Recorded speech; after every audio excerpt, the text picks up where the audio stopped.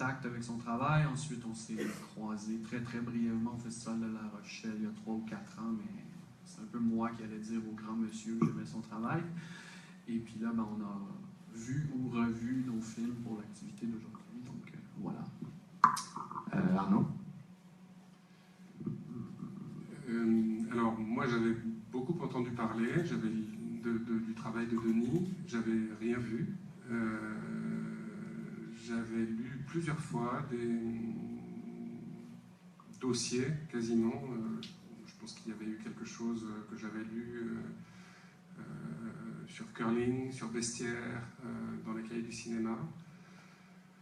Donc j'avais une conviction que je verrais ces films un jour ou l'autre et que j'aurais à faire, parce qu'on voit des photos, des photogrammes, on lit parfois des propos rapportés, on lit ce que disent certains critiques ou certains journalistes, et que j'avais l'impression d'une forme, j'avais une intuition de familiarité avec ce travail-là, et que j'ai vérifié en voyant les films. Notre intuition à nous, c'est qu'effectivement il y avait des échos.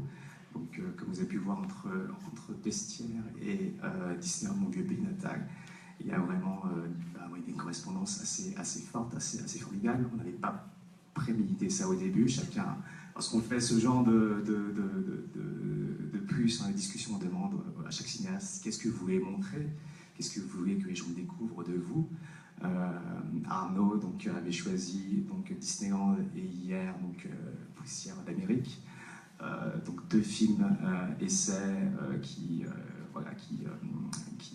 construisent ou déconstruisent le rapport, on va dire, de Arnaud, mais aussi notre rapport par rapport aux États-Unis, par rapport à l'Amérique, par rapport à la mythologie américaine, par rapport à l'histoire américaine, qui est quelque chose qui nous est au final consubstantiel, qui nous est très familière depuis 50 ans de colonisation entre guillemets culturelle, entre notre rapport de fascination et aussi de distance par rapport à la culture américaine. Et avec Denis a choisi on montrait Boris son Béatrice hier, qui est aussi un exercice de mythologie, de déconstruction mythologique, pas des États-Unis, mais par rapport à la mythologie grecque. Donc un pauvre personnage avec trop d'hubris, voilà, donc très surveillé par les dieux. Mais aujourd'hui, on a vu qu'il y avait un rapport beaucoup plus explicite entre ce film Bestiaire et Disneyland. Ce sont deux explorations de territoires, d'endroits, de lieux de loisirs, de lieux qui ont rapport avec l'imaginaire, avec un imaginaire enfantin. Et comme le dit Arnaud dans Disneyland, si je me souviens bien, au début il dit que lorsqu'on fait de la géographie, on fait de l'histoire. Et ces 2 explorations d'un zoo dans le Bestiaire et d'un parc d'attractions que nous connaissons tous, ou dont nous avons une idée, Disneyland, c'est une manière de raconter des histoires, de faire des essais à partir du réel, d'une réalité donnée, d'un endroit donné, d'un zoo, d'un parc d'attractions, et de raconter quelque chose. Est-ce que vous pourriez nous en dire un peu plus sur la jeunesse de ces 2 films, de Bestiaire et de Disneyland?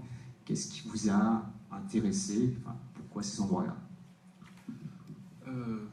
D'abord, merci pour ceux qui ont regardé Bestiaire. J'imagine que c'est un objet qui vous a laissé un peu perplexe. C'est un de mes films préférés dans ma filmographie parce qu'on peut beaucoup en parler, et il peut y avoir un très beau jeu de ping-pong entre le public et son auteur parce que c'est un objet très ouvert. Pour la petite histoire, j'avais tourné un film en 2009-2010 qui s'appelait Curling, et j'avais une scène avec un tigre. Donc forcément, pour la tourner, j'ai dû aller au zoo. Et avant de quitter le zoo, le patron me dit « Tu reviens quand tu veux, le zoo est à toi. » Ça ne m'a pas intéressé du tout sur le coup. Je ne vais quand même pas faire un documentaire sur un zoo. Je ne voyais pas d'angle intéressant. Mais c'est resté dans mon esprit. Et je me disais, mais quel lieu cinématographique quand même. Il y a sûrement un truc que je peux trouver. Et voilà, j'ai entamé une espèce de réflexion de qu'est-ce que je pense, moi, personnellement, d'un zoo. Et bon, le film est né de cette réflexion-là. Je me suis dit, est-ce que c'est un endroit qui me révolte? Non, pas vraiment. Est-ce que c'est un endroit qui me divertit? Pas du tout. Qu'est-ce que ça me fait, un zoo? Je me suis dit, ben, c'est un endroit absurde. Pour moi, c'est un endroit absurde. On demande de l'argent des êtres humains pour venir regarder une autre espèce, disons. Et on paye de l'argent pour ça. Donc là, je me suis mis à imaginer un jeu de miroir où les animaux regarderaient les humains qui les regardent. Et je me suis dit, je ne sais pas si c'est du cinéma, mais je vais inventer une espèce de jeu comme ça avec le public. Qui regarde qui? Si ce n'est pas du cinéma, ce sera une installation. Ça ira dans les musées, je ne savais pas trop. Et on est parti comme ça à 3 personnes, 8 jours, sans aucun scénario, sans aucune note. Je savais que je voulais faire éléphant, girafe, zèbre, un par un. C'était très ennuyant à tourner. Et j'arrive, salle de montage avec mon monteur, et on se regarde, et on sait que ce sera que de l'instinctif, que de l'intuition, un travail sur la durée, qu'est-ce que le plan est en train de raconter, pourquoi il devrait durer 3 minutes et non pas 1 minute. Et on avance, on avance, on avance. Quand le film est terminé, on se regarde, qu'est-ce que c'est? On a hâte de rencontrer un public. Et le premier public qu'on a rencontré, les gens viennent me voir, on me remercie, on me serre la main, puis on me dit merci d'avoir dénoncé toute la cruauté qu'il y a dans les zoos et des choses comme ça. Ah bon, ok, il y a un certain public qui reçoit le film comme ça, de penser que j'ai fait un pamphlet contre les zoos. Et ça continue. Il y a des gens qui sont complètement ennuyés par le spectacle, il y en a qui trouvent ça drôle, il y en a qui n'ont pas de réflexion du tout.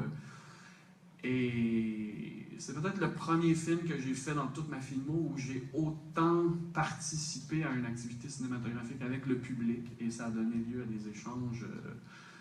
Ça n'a jamais arrêté. C'est un film qui a été présenté énormément partout, et c'est toujours bien d'écouter ce que les gens ont reçu de ce film-là et tout et tout. Et ben, voilà un peu en gros pour la petite histoire. Est-ce que tu peux nous en dire plus sur ce zoo? Qu'est-ce qu'il y a de particulier ou qu'est-ce qu'il y avait de singulier? Qu'est-ce que tu as découvert? Est-ce qu'il y avait quelque chose de plus de particulier que les zoos que tu connais, que tu as pu visiter? C'est un zoo qui est sur la frontière entre le Québec et les États-Unis, l'État de New York et le Québec. En fait, le zoo ne m'intéresse pas. Je veux dire, c'est pas un film sur un zoo, c'est un film sur comment on regarde quelque chose. C'est un film sur... on pourrait parler de la dynamique animale versus les humains. On peut rentrer dans la question de ce qu'on fait aux animaux, pourquoi on les met dans des zoos et tout, mais c'est surtout dans l'absolu, c'est sur comment on regarde une chose. Donc, j'ai fait un peu de l'humour. Je me dis, ben, j'aurais pu filmer des bijoux dans une bijouterie, puis on aurait peut-être fait le même exercice.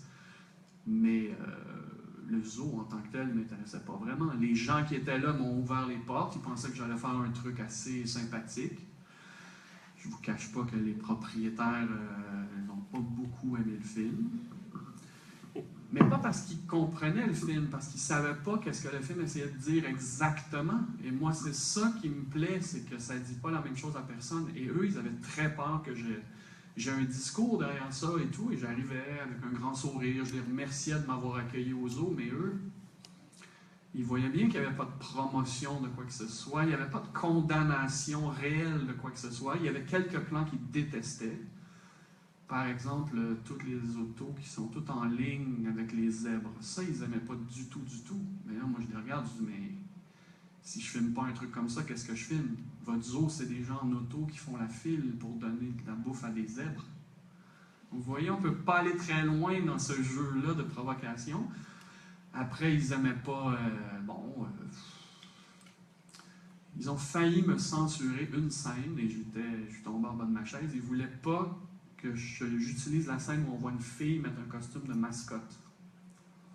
Et je ne m'attendais jamais à ça. J'ai fait, mais pourquoi j'ai pas le droit de filmer? Ils ont dit, est-ce que tu as déjà vu dans un film une personne qui met un costume de Mickey Mouse? Je fais, non. Ils m'ont dit, ben parce qu'il n'y a personne dans Mickey Mouse. C'est Mickey Mouse. Donc pour eux, j'attaquais l'intégrité du personnage de la mascotte. Je ne pouvais pas montrer qu'il y a quelqu'un dans la... Et ça, ils me disaient, il y a des avocats qui vont t'appeler, ils ont travaillé chez Disney, on va te revenir. Et un jour, j'ai reçu une lettre et c'était écrit « Vous avez le feu vert avec votre film ». Et je les ai tous invités à la première. Il y a 2 personnes qui se sont présentées. J'ai plus jamais eu de nouvelles de personne aux a une personne qui m'a dit « Qui regarde des films comme ça? » Ne t'inquiète pas, j'ai mon petit réseau. Et puis, ben voilà pour les anecdotes. Mais c'était vraiment ça le plaisir de faire un objet tellement ouvert. Il y a quelqu'un là qui va vivre le film comme un film d'horreur. Il y a quelqu'un qui va vivre le film là comme un truc très divertissant. Il vient avec son enfant puis il regarde les chimpanzés. Il y a quelqu'un là-bas qui dort. Il y a quelqu'un là-bas qui s'en va. Il y a quelqu'un qui est là qui est outré. Je trouve que le film rebondit sur chaque spectateur dépendamment de sa personnalité. Et le film d'Arnaud fait un peu le même travail. Ce que j'aime beaucoup dans le dialogue entre les deux films, c'est que c'est presque le même film, c'est juste qu'Arnaud met beaucoup de mots sur un lieu qui, lui aussi, je crois que c'est un lieu qui t'a rendu très perplexe, Disneyland, tout autant que moi, le zoo. Donc, tu as fait un travail à partir de ta perplexité, non? Oui, Denis parlait de l'absurdité d'aller dans un endroit comme ça, un endroit clos, pour voir des animaux, pour voir des attractions. Il parlait de Mickey Mouse, qui, selon la mascotte, donc le propriétaire du zoo, voilà, Mickey Mouse, une mascotte, il n'y a rien derrière. Ce sont des choses voilà, qu'est-ce que tu avais en tête quand tu vas à Disneyland? C'est quoi l'idée qui te motive d'aller à Disneyland et d'explorer Disneyland de cette manière? Alors, je vais faire juste deux petites... D'abord, une première petite chose, puisqu'on va parler un peu et on va prendre un peu le temps, si vous voulez bien, si ça ne vous fait pas violence, j'ai l'impression que ce sera peut-être mieux si on peut être plus proche, parce que là, vous vous êtes mis tout au fond. Surtout qu'il y a plein de gens qui arrivent de nulle part. Voilà. Donc, on ne sait pas qui vous êtes. Vous arrivez de nulle part et vous êtes jeune. Donc ça, c'est excitant. Non, l'autre chose, c'est que avant de parler de Disneyland, moi j'ai un petit peu envie de parler, de partager des choses à propos de Bestiaire avec Denis. Et qu'effectivement, moi, il y a une chose que j'aime beaucoup dans ce film, qui est un film mystérieux, qui est un film effectivement, et c'est souvent les films qui me marquent le plus, qui est un film où je ne sais pas où veut en venir la personne qui fait le film. Et du coup, je m'en fiche, et du coup, je me pose la question de qu'est-ce que j'ai à faire avec ce que je vois et ce que j'entends. Et c'est les films que j'aime, c'est des films qui me rendent libre. Et la question de ma liberté quand je vois un film, pour moi, elle est fondamentale, comme est fondamentale pour moi la liberté du spectateur des films que je fais. J'ai été frappé par une chose qu'a dite Denis, c'est pas la première fois que je l'entends quand on lui pose la question de l'origine d'un de ses films. Il l'a dit pour Boris sans Béatrice hier, je l'entends le dire pour Bestiaire. Je me suis posé une question, donc il entre en dialogue avec lui-même. Donc pour Boris sans Béatrice, il disait, est-ce que je suis une bonne personne? Grande action morale, grande question morale. Et le film va être une forme de réponse à une grande question morale. Et l'autre, c'est, est-ce que...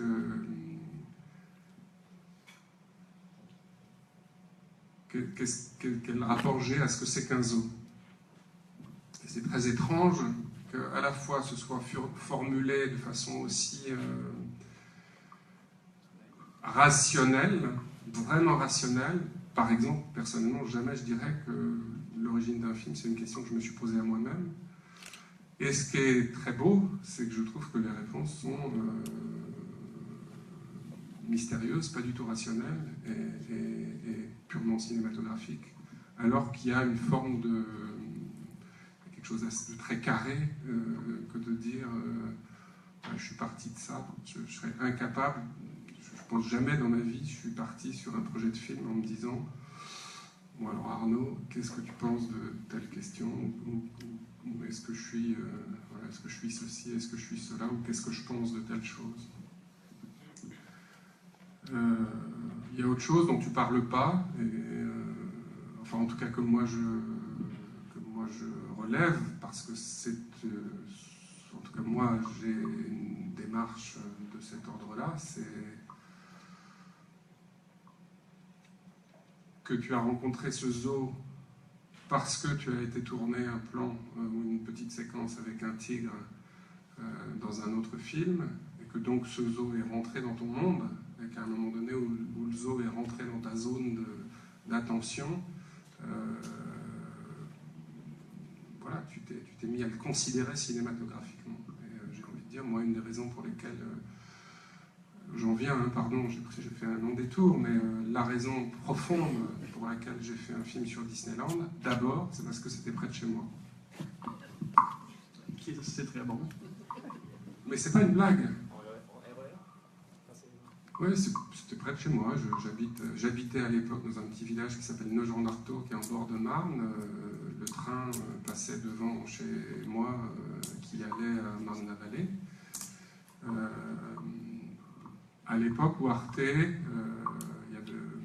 avait une série qui s'appelait Voyage Voyage, où on proposait à des cinéastes cinématographes, enfin, cinéastes documentaristes, de faire des films de 3 quarts d'heure sur une destination de voyage plutôt touristique.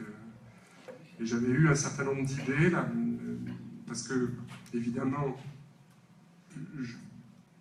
pour moi, juste faire un film pour le fun sur un endroit où il fait bon voyager, ça ne me suffisait pas. J'avais au moins l'ambition de dire quelque chose sur le monde et nous, et quelque chose d'un peu essentiel. Et donc ma première idée, ça a été de proposer à Arte de faire un film sur Hiroshima comme destination de voyage. La deuxième, c'était Vatican. Et la troisième, c'était Disneyland. Ils ont sauté sur celle de Disneyland, qui les amusait beaucoup plus et qui leur faisait imaginer qu'à 19h30, samedi soir sur Arte, ils auraient beaucoup plus de monde que sur Hiroshima. Mais je pense que si j'avais fait un film sur Hiroshima ou sur Vatican, j'aurais fait le même genre de film que sur Disneyland. Différemment, avec les... Oh, voilà. Je dirais que, au fond, un peu comme Denis, Disneyland importe peu du moment que j'allais parler de moi, de nous, de vous, du temps et de l'époque dans laquelle on vivait, de l'enfance, de l'amour, de la tristesse, etc.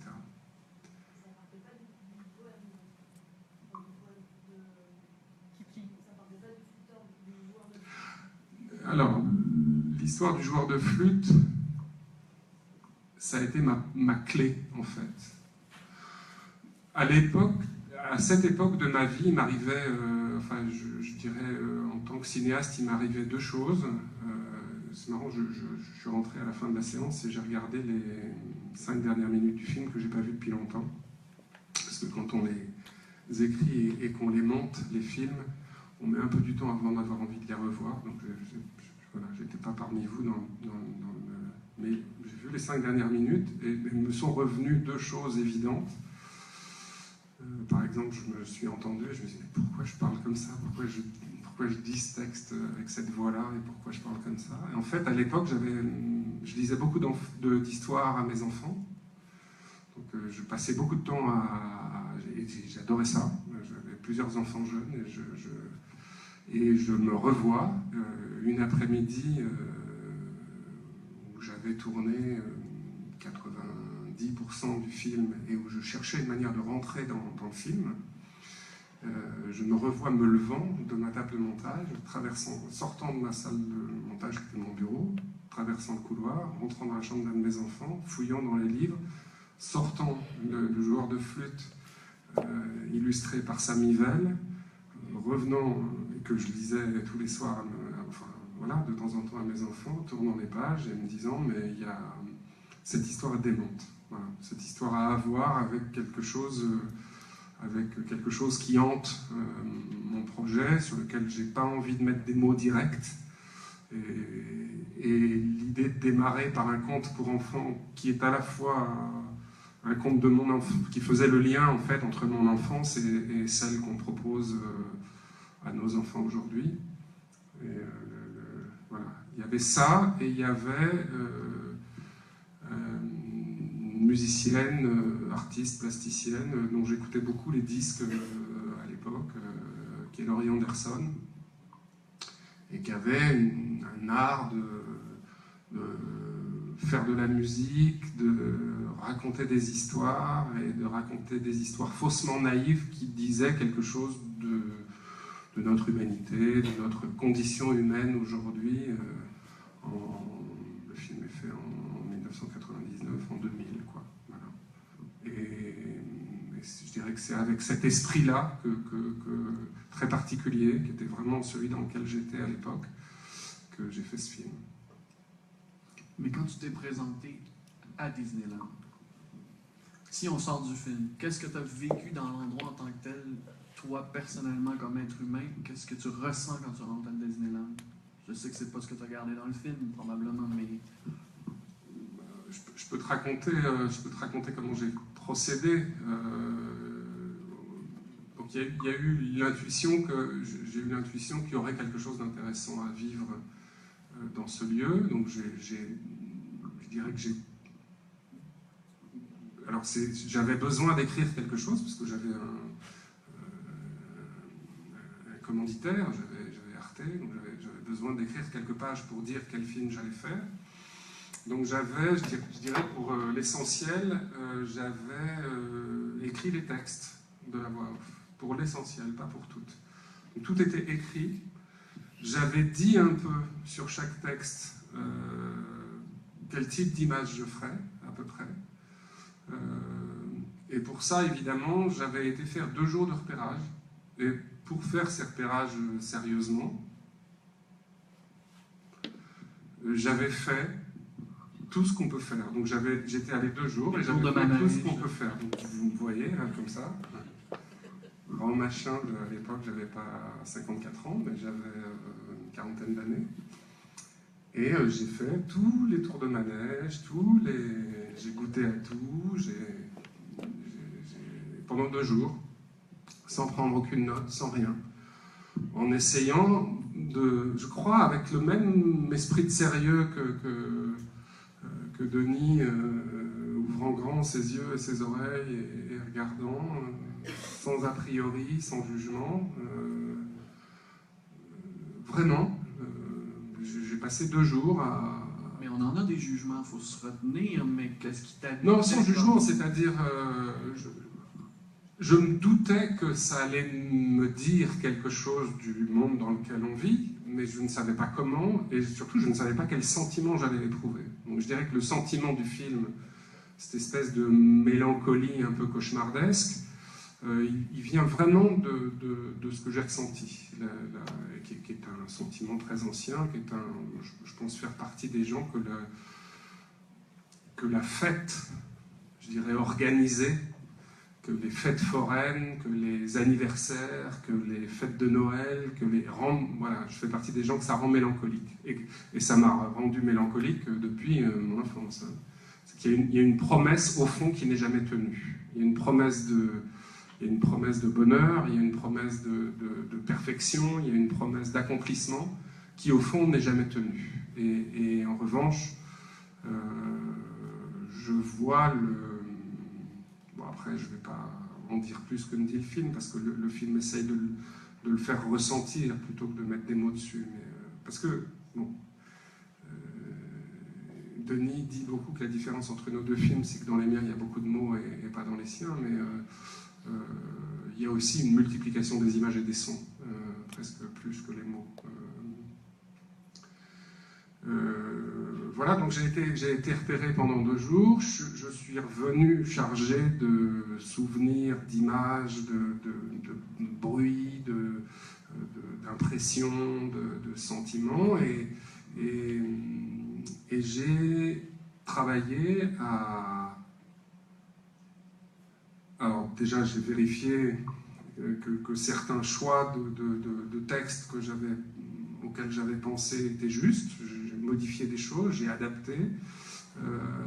J'ai vu des choses qui m'ont donné envie. Par exemple, j'ai assisté à une grande parade et l'histoire de la petite aveugle, c'est une histoire qui m'a été inspirée d'une chose que j'ai réellement vue. Donc j'ai réellement vu une petite fille aveugle qui admirait, contemplait, jouissait, sans rien voir, devant la grande parade. Donc ça, l'avoir vu m'a fait écrire ce texte qui est devenu une des séquences. Et puis j'ai attribué des choses que j'ai vues à des moments que j'avais prévus, à des textes. C'était un film assez construit quand même. Et puis ensuite, je suis allé tourner 5 jours, 6 jours. Oui, j'ai dû aller tourner 6 jours avec un opérateur. Donc ça, c'était une des premières triches que j'ai faites.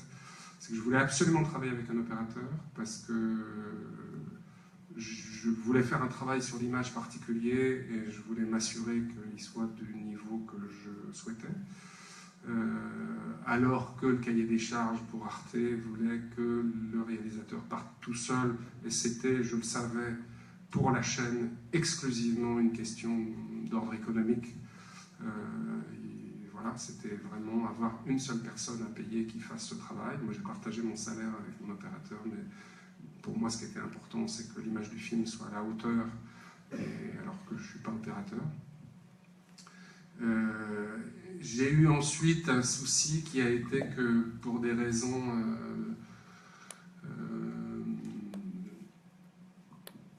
de contrôle, en fait, Disney m'a expliqué après coup que comme il y avait dans le parc en permanence était diffusé de la musique et des jingles et en fait, ils avaient un droit de regard sur mon montage. Si j'utilisais les sons ambiants, ils auraient un droit de regard artistique entre guillemets, sur mon montage. Et comme il n'en était pas question, de mon point de vue, et ça a été un grand coup, ça a été un grand choc, il y a eu cette décision et cette idée de proposer au compositeur Martin Wheeler que nous refassions intégralement toute la bande-son du film. C'est-à-dire qu'en fait, nous n'utilisions pas un seul son d'origine, ce qui fait que le film est devenu une espèce de voyage mental, en fait. Et ce qui a donné...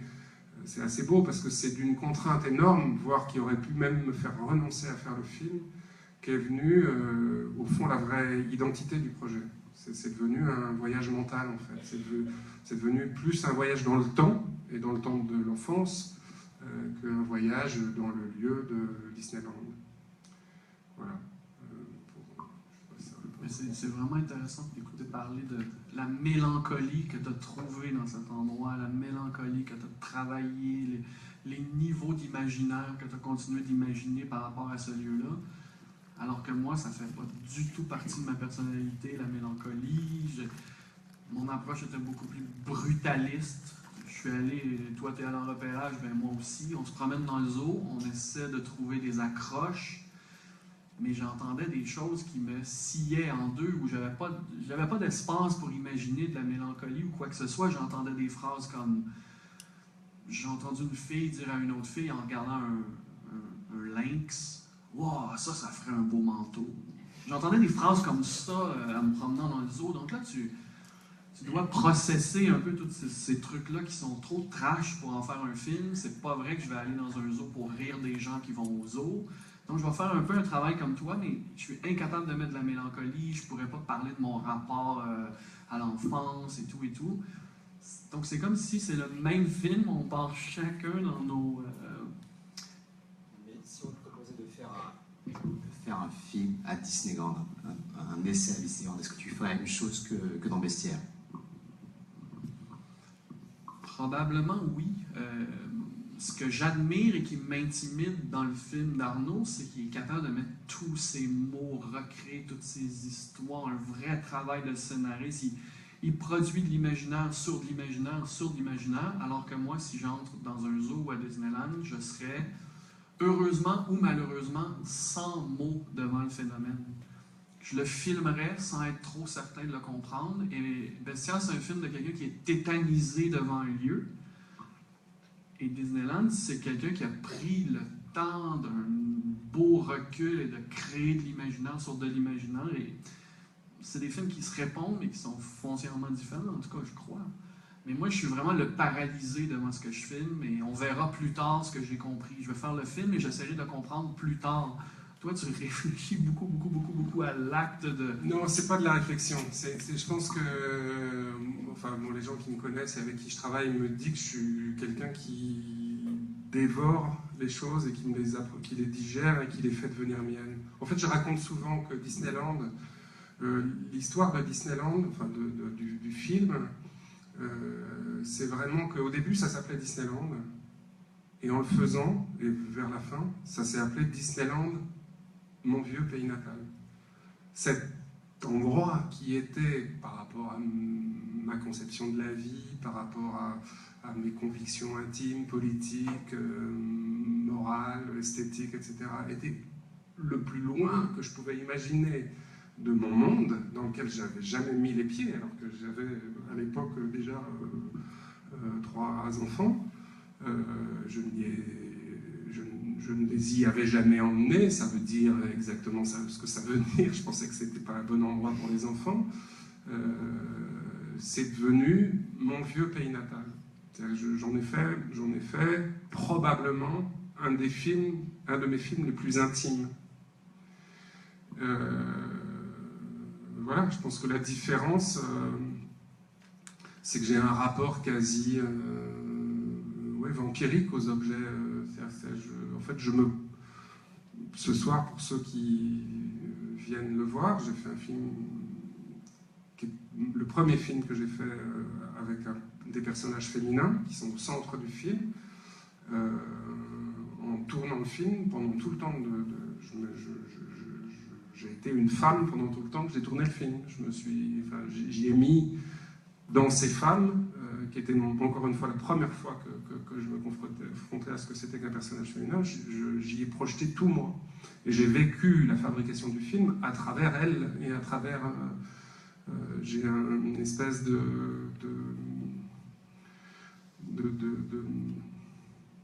système de fonctionnement qui est que ce que j'aime, je l'absorbe, je le dévore, je le fais mien et je le recrache, remâché, transformé et hanté par ce qui me hante. Une scène que j'adore dans le film au début, quand tu es sur le train de la mine, que tu as ce visage totalement presque neutre, hiératique. Quoi tu penses quand tu fais ça, quand tu es sur ce train de la mine? Ou est-ce que tu essaies de ne pas penser? C'est un peu particulier l'histoire du train de la mine. Je fais le clown là, dans le train de la mine. La première fois que j'y vais, donc on est à 2 dans un wagon, puisque voilà, je peux pas tenir la caméra, c'est trop compliqué. Donc c'est mon camarade Julien à qui est dédié le film parce que je pouvais pas dire qu'il y avait un opérateur. Je commence à le dire maintenant, mais je pouvais pas le dire à l'époque. Donc c'est Julien qui me filme à ce moment-là, et la première fois qu'on y va, je suis tétanisé. On ne peut pas tourner, puisqu'on teste déjà si on va pouvoir tenir une caméra, si lui il va pouvoir lâcher les mains et tenir la caméra. La première fois, moi j'ai le vertige, je déteste les grands 8, ces choses comme ça, c'est terrifiant, ça me fait peur, j'ai envie de mourir, mais sérieux, hein, je peux pas. Deuxième étage, c'est beaucoup déjà pour moi. Mais pour un film, on fait des choses qu'on ne ferait pas dans la vie. Et la première fois, je le fais, je suis terrifié. La deuxième fois, Julien arrive à peu près à tenir une caméra pour essayer, il vérifie. Déjà, j'ai un peu moins peur la deuxième fois. Et en fait, la troisième fois, il est prêt à tourner et j'ai plus peur, en fait, parce qu'on l'a fait 3 fois et du coup, je joue... type qui a peur, donc je fais un peu le clown, je fais un peu l'idiot. Donc je pense à rien, je pense à juste faire le con pour que ça ressemble à ce que j'imagine, c'est-à-dire un metteur en scène un peu gêné, qui a un peu peur et qui n'est pas très à l'aise. Et qui en même temps, je sais que je dois être suffisamment à la fois neutre, enfin, il faut que j'ai une certaine tête pour qu'on puisse y projeter les pensées de ce que j'ai écrit qui seront, ce qui te fait me poser la question, les pensées du personnage à ce moment-là dans la séquence. On regarde son film et peut-être aussi Bestial. Si je peux faire une confession, les 5 premières minutes de Disneyland, j'étais comme oh, ça c'est un cinéaste qui est allé dans un endroit qu'il n'aime pas et on va se taper une condamnation pendant 1 heure de l'endroit, puis je vais l'écouter me dire qu'est-ce qu'il n'aime pas sur cet endroit. Tout comme peut-être quand Bestiaire commence, tu fais oh, le cinéaste qui est au-dessus de tout, il va arriver, il va juger un peu le lieu. et les deux films, je crois en tout cas le mien et certainement le tien, à un moment donné, on ne sera pas du tout dans aucune condamnation de rien et tu vas t'approprier le lieu et tu vas faire un nouvel imaginaire avec. Et j'espère que je fais la même chose aussi. Donc je suis assez content que les deux films, ce soit pas... on les voit ces films-là, on les voit, des cinéastes qui s'approprient des endroits pour mieux les condamner. Et puis c'est tellement pas ça le film, puis ça m'a tellement fait du bien après les 5 premières minutes. Mais quand tu es dans ce fameux wagon-là, je fais « Oh non, il nous serre en plus sa tête qui fait « Ah, j'ai pas envie d'être ici. » Puis après, le film glisse sur complètement autre chose. Et puis ça, j'ai fait « Ah, merci. » En parlant de jugement par rapport à Bestiaire, quels étaient tes animaux préférés à filmer? Moi, j'aime beaucoup les autruches. Bon, je sais, j'ai pas fait le classement de mes animaux préférés, mais c'est certain que je cherchais, au montage, on cherche des confrontations entre le chaud, le froid, le rapide, le moins rapide, les animaux les plus charmants versus ce qui est le plus banal. Par exemple, ce que j'aime beaucoup, c'est le chat. Il y a un chat qui arrive à un moment donné et qui bouffe de la viande. C'est juste un petit truc d'une minute où on n'est pas vraiment dans un zoo. Mais en tout cas, c'était comme pour montrer que je ne me gênais pas de sortir du zoo un peu. Mais on dirait que je persiste dans l'idée de dire je ne suis pas certain que les animaux m'intéressaient vraiment dans ce film-là. C'était vraiment un peu les humains, qu'est-ce qu'on fait dans un lieu comme ça. Et aussi, c'était un film sur comment je m'approprie un lieu comme cinéaste. Quel est mon rapport au réel? J'ai l'impression que je vois énormément de films, des documentaires et tout, des cinéastes qui décident qu'ils sont plus faibles que le réel qu'ils s'apprêtent à filmer. Donc, comme Arnaud, tu vampirises ce zoo? Absolument. Si on me dit aujourd'hui, fais un film sur ce lieu ici, bon, je vais le regarder un peu. Est-ce qu'il est cinématographique? Je vais me demander s'il l'est. Et je vais probablement trouver l'élément le plus intéressant qui va m'allumer pour faire un film dans ce lieu-là. Et ça devient un peu un jeu. Comment ce lieu-là peut devenir le film de Denis Côté et comment je peux être plus fort que ce lieu-là. Donc, à chaque fois que je tourne avec la réalité, c'est un jeu. Comment je peux être plus fort que le réel, mais comment je dois le respecter en même temps. Moi, dans ton film Bestiaire, que j'admire aussi beaucoup, et je l'admire probablement pour les mêmes raisons que tu admires Disneyland, c'est-à-dire je l'admire comme de l'autre absolu, et comme une chose dont je serais absolument incapable. Ce qui me frappe, c'est que c'est pas du tout un film sur des animaux, c'est un film sur des animaux enfermés. Et ce que fait la mise en scène, c'est redoubler cet enfermement, en tout cas c'est figurer cet enfermement. Et ce qui me frappe, c'est que les animaux ne sont pas du tout à égalité dans leur rapport à l'espace et dans le rapport que l'espace du cadre leur donne. Et je trouve, alors il faudrait peut-être que je le revoie une seconde fois et puis que je prenne des notes, mais je trouve qu'il y a... c'est incroyable comment chaque espèce, chaque animal a affaire, entre, sort, par le côté, par en dessous. Certains gros animaux, on n'en voit que des parties, certains autres qui sont des animaux plus horizontaux, qui sont coupés. Couper un cheval sur le côté et ne voir que le dos sans montrer les pattes, j'ai jamais vu ça. Enfin, et il y a une manière, et qui n'est absolument pas systématique. Je serais incapable d'en déduire une loi de mise en scène. C'est beaucoup plus intéressant que ça. C'est beaucoup plus... donc je ne sais pas du tout ce qui a prévalu à chaque fois. Ah, tiens, un plan large pour des chevaux. Il y a des animaux qui sont filmés seuls. Il y a des animaux dont l'intérêt, c'est comment il y en a 3 qui bougent et qui composent, un peu comme un random dans des systèmes de logiciels, d'ordinateurs, où on a l'impression qu'à chaque fois qu'il y en a un qui sort, il y en a un deuxième qui rentre, etc. Je trouve qu'il y a un agencement extrêmement complexe et qui est un jeu, enfin, avec lequel, en tant que spectateur, on entretient un jeu sur comment chaque espèce, comment chaque animal, comment à chaque animal le film va attribuer un principe de mise en scène et un principe de cadre.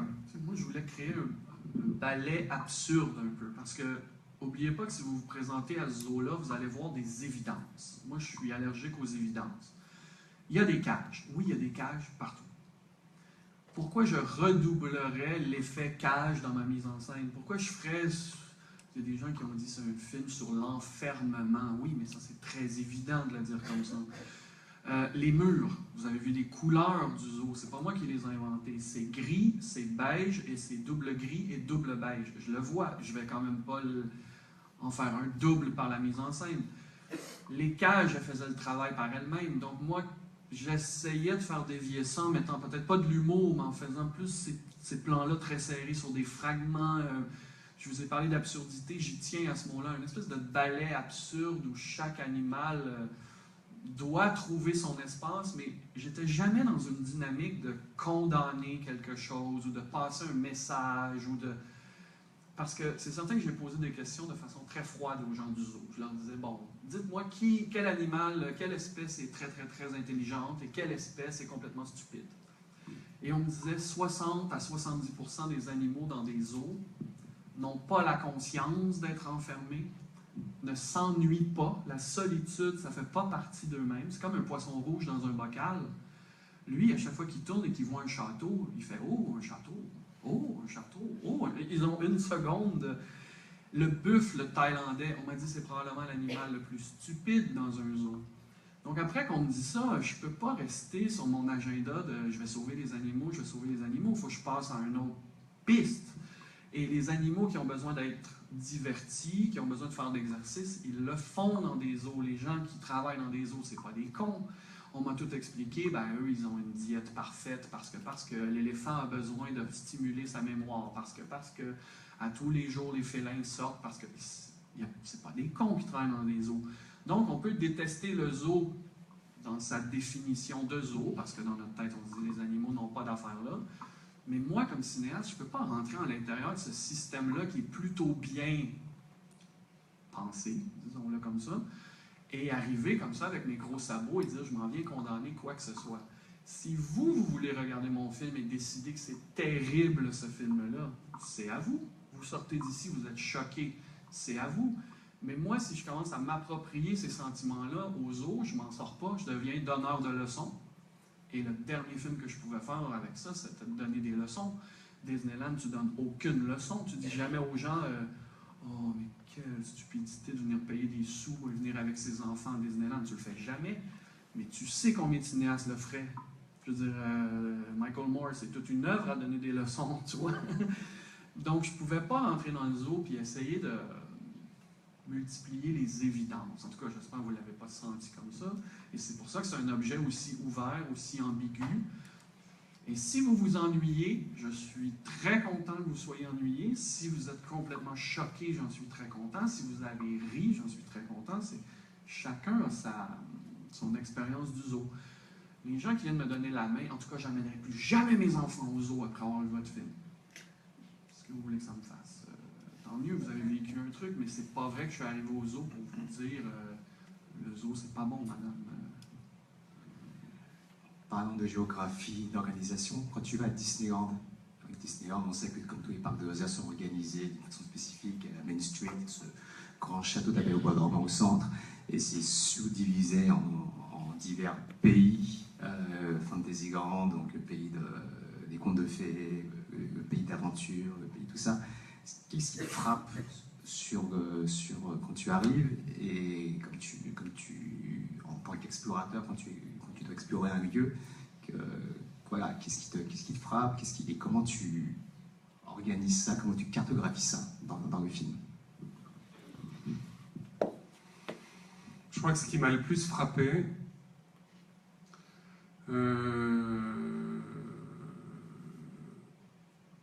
c'est à quel point les adultes sont tendus, parce que ça coûte cher,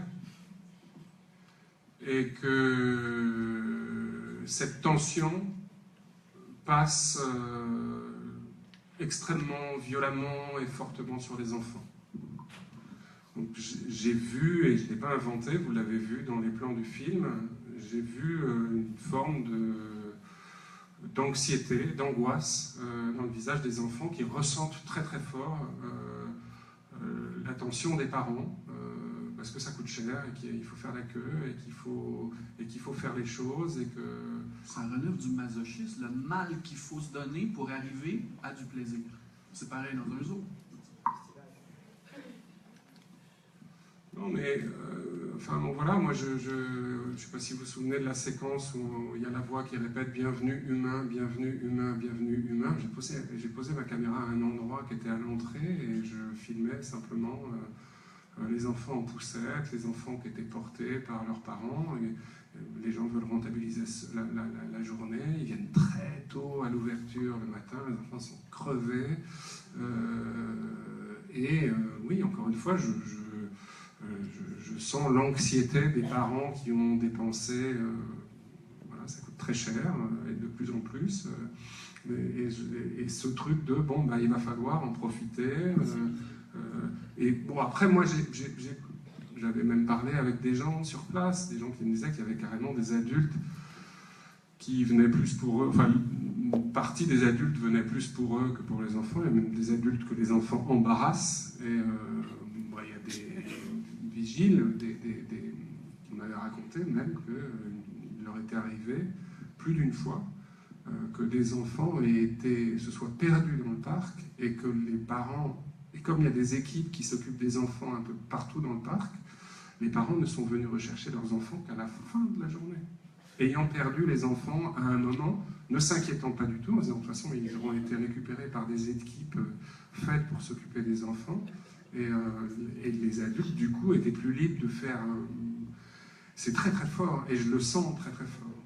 Je sens que c'est au fond, enfin je sentais, mais c'était pas le projet du film, donc c'est presque une chose, il y aurait eu encore 1000 choses à faire. Moi j'étais assez cadré dans le film que j'avais à faire, j'avais un cahier des charges à respecter pour Arte, un cahier des charges aussi à respecter pour Disneyland, j'avais mon projet, voilà, si je pouvais pas non plus, je pourrais en refaire un deuxième, j'ai des tas d'histoires à raconter.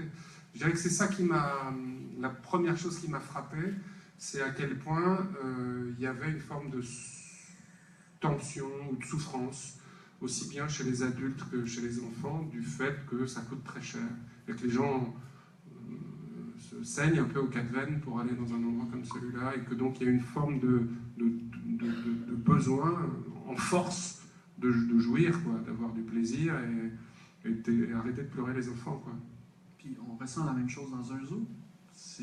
Et comme cinéaste, il y a des choses qu'il faut laisser de côté à la table de montage. Les deux dames que je racontais tout à l'heure qui parlaient de « ça ferait un beau manteau », j'ai vu des choses aux zoos qui... Tu laisses pas ça dans un film. On rirait des gens qui vont voir les zoos, on rirait des visiteurs. J'ai vu des gens dire des atrocités. C'est sur les pistes sonores. Ils parlent des animaux comme... C'est trop trash. Mais c'est tentant comme cinéaste d'y aller à fond la caisse et de dénoncer le truc. Et je trouve que nous deux, on a fait preuve d'un peu, au moins de retenue. Cette tension-là, tu aurais pu la mettre à fond dans ton film. Moi, j'aurais pu démoniser plein de trucs, mais on essaie de rester civilisé, si on peut. Je ne sais pas si c'est qu'on essaie de rester civilisé, c'est qu'on essaie de faire quelque chose de plus complexe. S'élever au-dessus de la mêlée. D'abord, il y a un truc du respect du spectateur, qui est qu'on n'a pas... On veut pour le spectateur sa liberté. Et ça, enfin, je pense que Denis, comme moi, ça nous tient... Enfin, c'est presque notre principe moral de base, c'est-à-dire on ne fait pas de la propagande, on ne fait pas des tracts avec nos opinions, on ne fait pas des films avec des idées, on ne fait pas des œuvres d'art avec des idées. Nous, on fait des films avec des images et des sons, et on pense que le spectateur est assez grand pour... je veux dire, ces convictions morales, ça regarde chaque spectateur, et c'est pas là-dessus qu'on...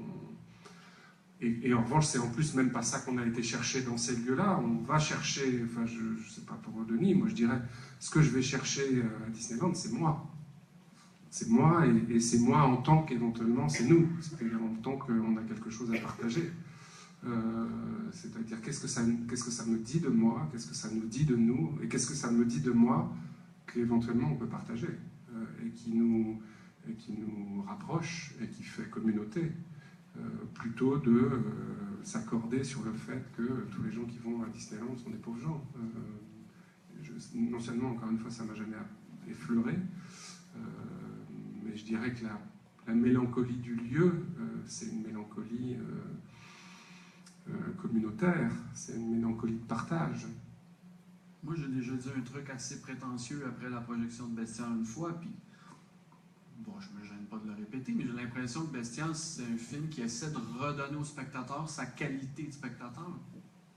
Et aujourd'hui, on s'assoit, on regarde des films américains, ou on regarde beaucoup de films, on s'assoit, on est menotté, on attend la solution à la fin, on s'en va chez soi, on est heureux. Bestiaire, tu t'assois là, le film te dit pas quoi penser, le film est en plan fixe, le film ne guide pas ton regard nulle part dans le plan, et tu te sens pas très confortable devant l'objet parce que l'objet te dit jamais quoi penser. Donc, tu es un spectateur en lettres majuscules. Et je me souviens d'un plan dans Bestiaire qui est peut-être le plus long et qui arrive peut-être à la 10e minute. C'est le petit cheval miniature. Et il dure, je crois, 3 minutes 55, un plan fixe sur le petit cheval miniature. Et j'étais avec mon monteur et je lui ai dit, ce plan sert à dire au spectateur, premièrement, tout le film va être comme ça. C'est inconscient. C'est inconscient, mais voici le programme. Le film sera comme ça. Tu as la liberté de penser ce que tu veux. Je te donne le temps. Et c'était comme le plan le plus didactique du film. On l'avait mis dans le petit cheval miniature. Et c'est le plus long du film. Mais je le dis avec prétention. J'ai l'impression que c'est le film que j'ai le plus fait pour les spectateurs de tous mes films. Je trouve que c'est celui-là. Carcasse aussi, beaucoup. Carcasse aussi. Mais j'essaie de fabriquer des objets où...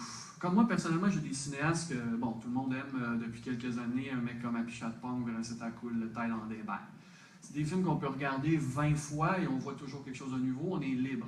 Les films de Claire Denis, moi je regarde un film comme L'Intrus, je ne l'ai jamais vraiment compris comme elle le comprend dans sa tête, mais à chaque fois, je me raconte une histoire.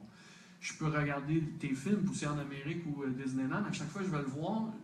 Même si je ne suis pas exactement à la même étape que toi dans l'imaginaire que tu fabriques, tu me permets de m'en imaginer moi-même de l'imaginaire.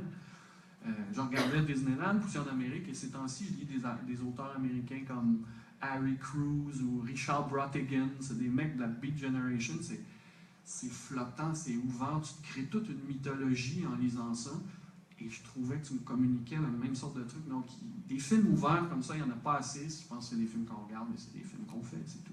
C'est drôle, tu parles de Brautigan, j'en ai mis dans tous mes films du Brautigan. C'est un de mes auteurs cultes. Bon. Moi, je repense à Bestiaire, qui est décidément un film, effectivement, je le confirme, c'est un plaisir d'en parler, ça donne envie de parler.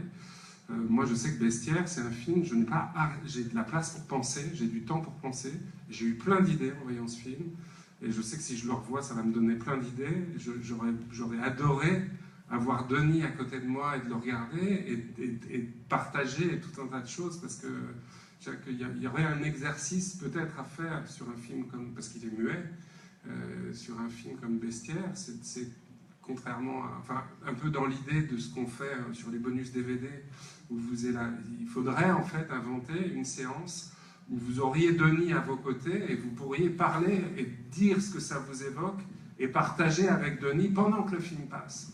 Et que à la fois Denis lui-même parle sans arrêter le film et que vous-même puissiez lui poser des questions ou qu'on puisse lui dire les idées que ça nous a... Les meilleurs films, c'est les films qu'on regarde et qui nous donnent envie d'écrire un scénario pendant qu'on les regarde. Donc, on sort du film, on ne le regarde pas vraiment. Je parlais de Claire Denis, c'est mon exemple suprême. Je regarde des films de Claire Denis, je crois que je ne les ai jamais vraiment regardés. Mais je pense à des idées de scénario, et à chaque fois que je vois un mauvais film, c'est un film qui ne me fait pas penser à rien. Je fais juste le subir. Mais un film dans lequel je me lance, les Apichatpong et compagnie, ces œuvres-là très ouvertes, je sors de là, je saute sur des carnets, puis je note des idées, puis c'est pas des idées que je viens d'emprunter au film que je viens de voir, c'est des films qui m'ont fait penser, qui m'ont laissé la liberté de penser, et il y en a de moins en moins de ces films-là.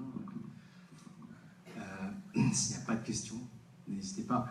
Ce que j'aime beaucoup dans ces deux films, c'est que ce sont deux descriptions d'utopie. Ce sont des endroits qui sont vrais, mais ce sont deux utopies du divertissement, du plaisir.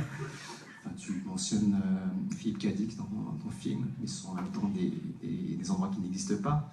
Donc utopie, utopos, si je me souviens de mon grec, ça veut dire un non-lieu. C'est des endroits qui ne sont pas là, qui n'existent pas. Et on va, comme c'est une discussion sur les œuvres respectives de ces deux cinéastes, on va passer des extraits, notamment d'une autre utopie, que tu décris dans un film certains de tes films, donc pour vous donner aussi envie de voir les autres films d'Arnaud et de Denis. Donc on va montrer une autre utopie dans un film qui s'appelle Carcasse. Tu me diras si c'est une utopie ou pas. Je pense que Arnaud connaît le film et toi aussi, que vous aimez tous les deux ce film. Dis-nous quelques mots sur Carcasse. En 2009, c'était ma première initiation à Denis Côté. C'est le premier film que j'ai vu de toi, à 15 réalisateurs à Cannes. Et Olivier Père avait annoncé comme le film le plus radical de la sélection. Je n'ai pas été déçu. Je peux pas dire 2 mots parce que Carcasse, je pourrais en dire beaucoup parce que je pense qu'à ce jour, c'est mon film, c'est pas le meilleur, mais c'est mon préféré.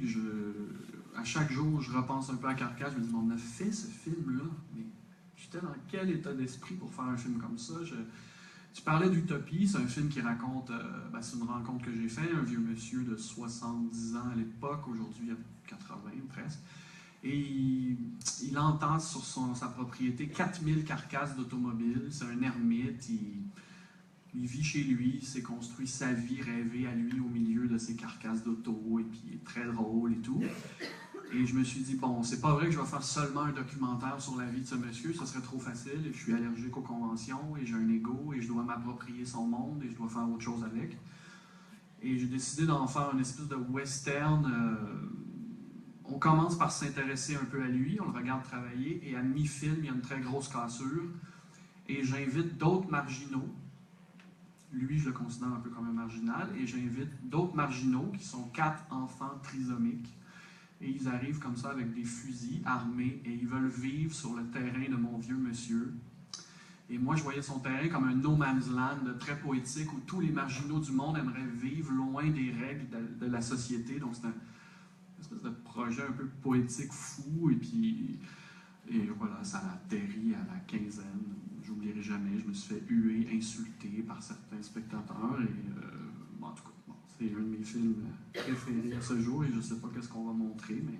On va montrer un extrait de la première partie, avant la question. Bon, peut-être que c'est Colmar lui-même, le vieux monsieur, qui va parler, et s'il n'y a pas de sous-titres, vous allez vous en souvenir toute votre vie de cet accent qui est 10 fois pire que le mien. Lancer l'extrait.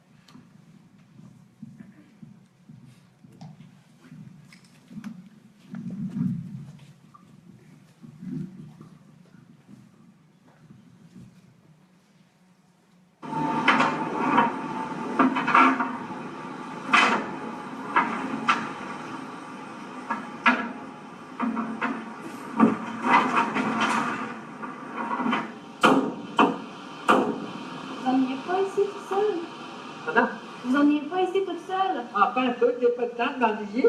Ça fait trop beau, ça fait trop soleil, comme un petit mois, c'est agréable pareil. Et j'ai toujours quelque chose à faire. Je m'ennuie jamais. Vous avez comme la maladie du ramasseur. Ben oui, j'ai toujours ramassé depuis tout petit. J'ai commencé petit à ramasser, puis ça va de pire en pire. C'est une maladie comme quelqu'un qui prend de la boisson.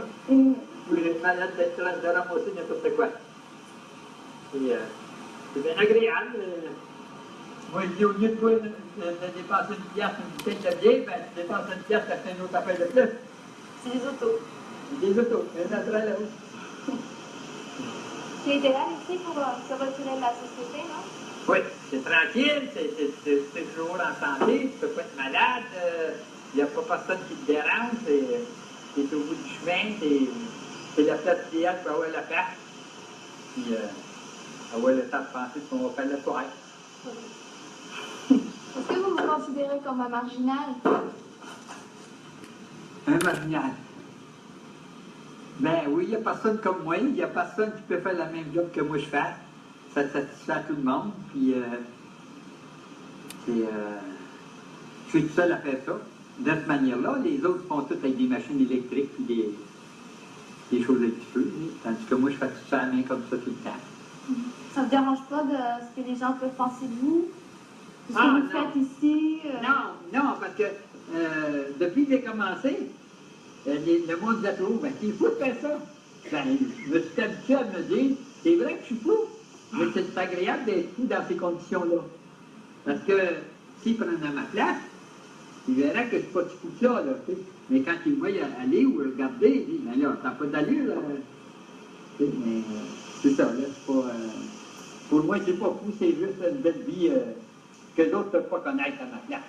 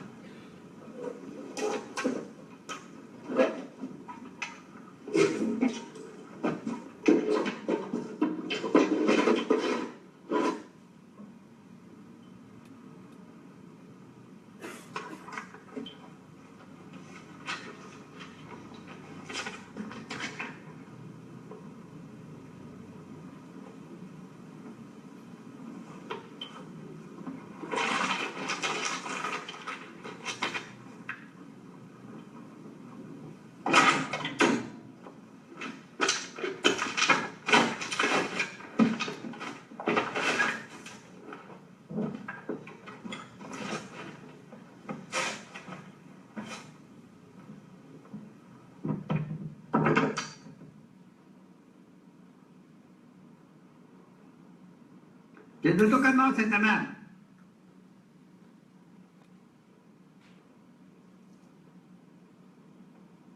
Un candidat? Oui. Entrez! Oui. Oui, oui, je l'ai encore, oui. Oui.